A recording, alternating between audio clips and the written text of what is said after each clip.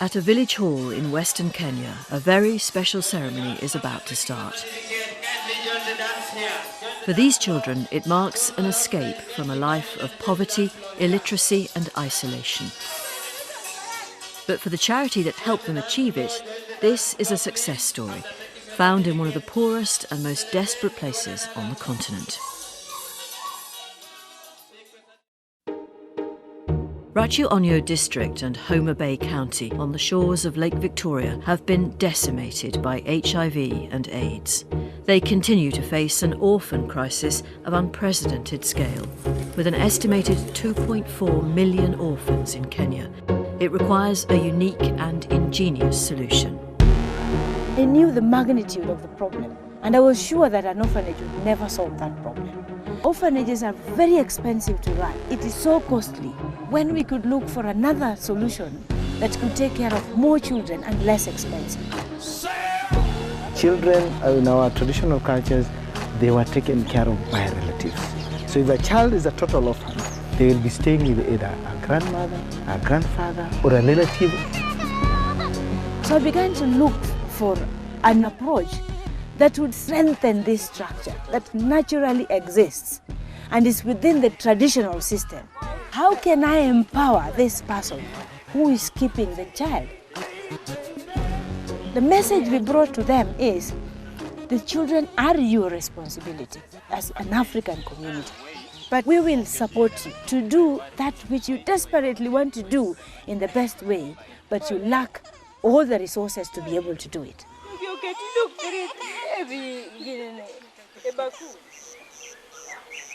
Based in Kaseli, in the heart of this rural community, the Mango Tree team go out each day into these remote villages. They deliver projects and services which are improving the health, education and livelihoods for families whose lives were destroyed by AIDS. Some, like these kids in Makwaro, are themselves HIV positive. But everyone in the Mango Tree family is encouraged to help not just themselves, but their communities.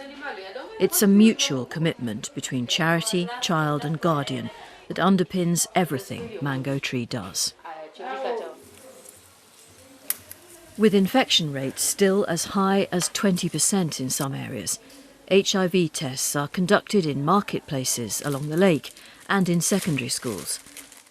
Staff members go to schools to deliver education on sexual health and HIV prevention in an open and honest way, encouraging young people to talk freely about sexual health issues. Ladies, this is to you. Please be careful. Before you remove everything for that man, remember your life. Ensuring sustained access to the full journey of a child's education is the core strand of the Mango Tree's work. Paying towards children's school fees and helping them with other things their guardians couldn't otherwise afford. In primary school, we provide school uniforms to every child that is registered by the Mango Tree.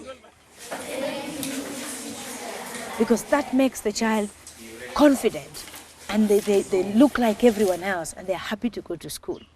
And when we do that, the guardians must be present because then we insist on their responsibility to look after the child and the uniform. Keeping guardians involved and responsible is paramount to build their self-reliance and independence, giving people dignity rather than making them dependent on charity aid. Even when they didn't have much, we would simply say, pocket money, transport, can you do the shopping, and we will do the fees. Just so that the guardian retained the confidence of being able to tell the child, no, you can't do this, no, this is not acceptable, or I want to see, how did you perform in class? Even if we are giving a lot of support to the child realizes that they belong to someone. But with over 4,000 registered orphans spread out over such a large and inaccessible terrain, Consolata and her 20 staff couldn't possibly keep in touch with them all. So she looked again to the community. Even in the remotest villages here, you'll find what has become a symbol of pride and honour, the familiar green T-shirt of a mango tree volunteer.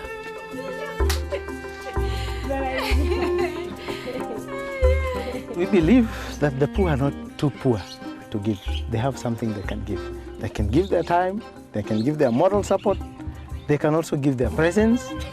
So they are the ones who need to be empowered to discover their capacity, to discover their resources. Looking and helping them identify their local problems and find local solutions to those local problems. They are the experts. They know where they are. The 101 hand-picked volunteers are like an extended family.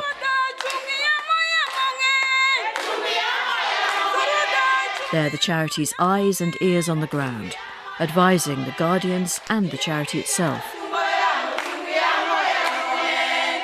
But they also bring huge cost efficiency.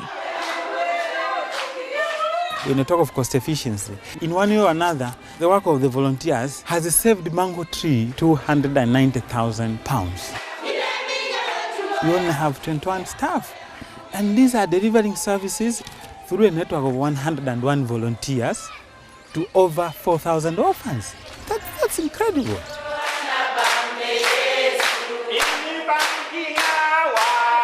Every shilling, every coin, whether it is in the community, whether it is within the organization, it has been used. In fact, it's like has been tripled. You give £1, it's like you get £3 out of it. So that's the pillar of cost efficiency, really.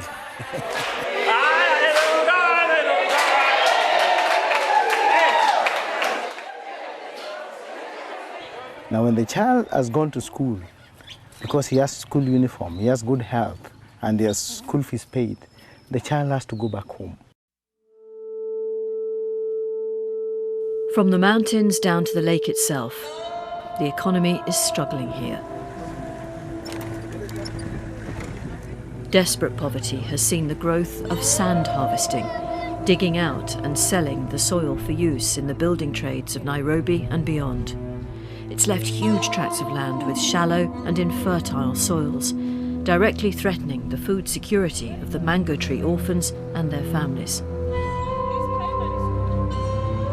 When you talk of rural poverty, food security is key. Now, these people who are taking care of these orphans are the ones that we target. We want to make sure that when the child goes home, they have enough food to eat. Helping communities overcome these challenges themselves has become a priority.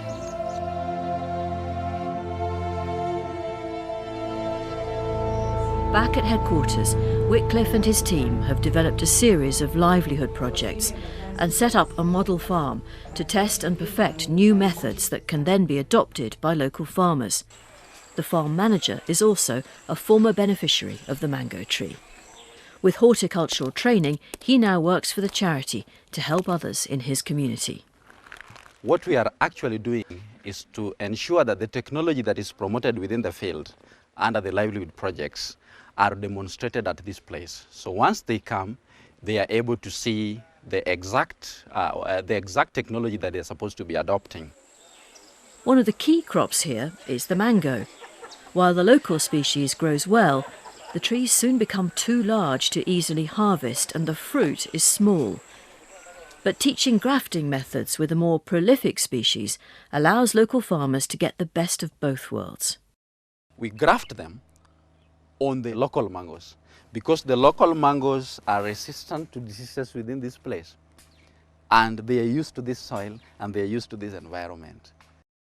For grafted mangoes, you are able to get the desired fruit sizes bigger when you compare them to the local mangoes. Then two, it makes the whole tree manageable. Over 90% of this community had relied on Lake Victoria for food. Overfishing and an infestation of water hyacinth are threatening this. But the cultural traditions of the fishing industry are also costing lives and livelihoods. What has happened here traditionally for a long time is that the men are the ones who go into the lake to do the fishing. Now when they come offshore with the fish, the women are the ones who receive this fish. The women are the fishmongers. They're the ones who do the fish trade. Now, for you to be able to access quality fish from these men who went fishing, most of the time, if you don't have a sexual relationship with one of them, it is very rare that you'll be able to access fish. The only way you break it is by empowering that woman, not to rely on that man. The solution that local people and the mango tree came up with is transforming the communities along the shoreline. It's empowered people to support themselves and still exploit their fishing expertise. Sustainable aquaculture or fish farming. They have to construct the pond, they have to feed the fish, they have to protect the fish, they have to harvest the fish, and they have to take it to the market. Mango Tree only facilitates the inputs, what they can't afford. So now, instead of going to the lake, now they can produce the fish offshore. And the surplus can be sold as a source of income for the family. Here again, knowledge of the local community is essential. By targeting the right individuals, the practices they're establishing take hold and are passed on to others. In order for the poor to grow, in order for the weak to grow, you need a few strong people. We pick farmers like Ondeng, a resourceful farmer, because from him, other members are able to accept and appreciate that it is possible. If we have more and more and more and more, transformation is inevitable. It's going to be there. It's going to be there. Human beings doing charity seems to be guided by two principles. One is sympathy. When you come to a poor man with sympathy and you begin to say, oh poor you, they internalize those words and they begin to self-verbalize them and say, oh poor me, poor me, poor. So they become less human. They lose the energy within and the strength to be able to do something for themselves. But if you're driven by empathy, it means that you try to understand the person's situation. Yes, this person is poor, but it doesn't mean that this person is condemned to poverty. What can be done in order to bring this person out of poverty? And that which, the solution that works is that which comes from the person. So graduation from secondary school for this latest group of orphans marks a quite astonishing escape.